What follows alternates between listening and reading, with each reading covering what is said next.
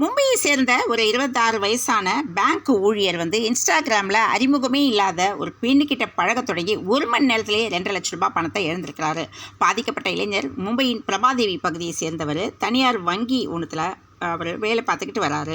August 15ஆம் தேதி நள்ளிரவில் 1 மணி அளவில் அவருடைய இன்ஸ்டாகிராம் செயலியில் முன்னாடி பின்னாடி தெரியாத பெண்ணுக்கிட்ட இருந்து நட்பு கோரிக்கை வந்திருக்கு.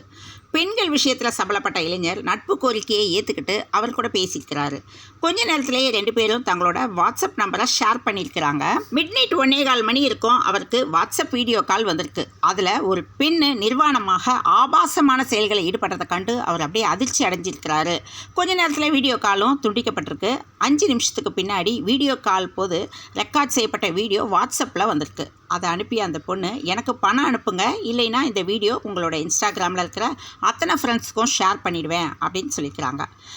அப்படின்னு பிளாக்மெயில் பண்ணியிருக்காங்க. அந்த பெண் மிரட்டல் விடுத்ததுனால பதற்றமடைந்த இளைஞர் பணத்தை அனுப்பி வச்சிருக்கிறாரு. அதோடு நிறுத்தாமல் திரும்ப மிரட்டியதுனால அரண்டு போன அவர் 5 முறை இந்த பணத்தை அனுப்பியிருக்கிறாரு. மொத்தம் 2 லட்சம் பணம் அனுப்புனதுக்கு அப்புறமும் டார்ச்சர் தொடர்ந்துருக்கு. அப்போ தான் நம்மளை ஏமாற்றி அவங்க பணம் பறிக்க முயற்சிக்கிறாங்க அப்படிங்கிறத அவர் ஃபீல் பண்ணியிருக்கிறாரு. காவல்துறையை அணுகி புகார் கொடுத்துருக்கிறாரு.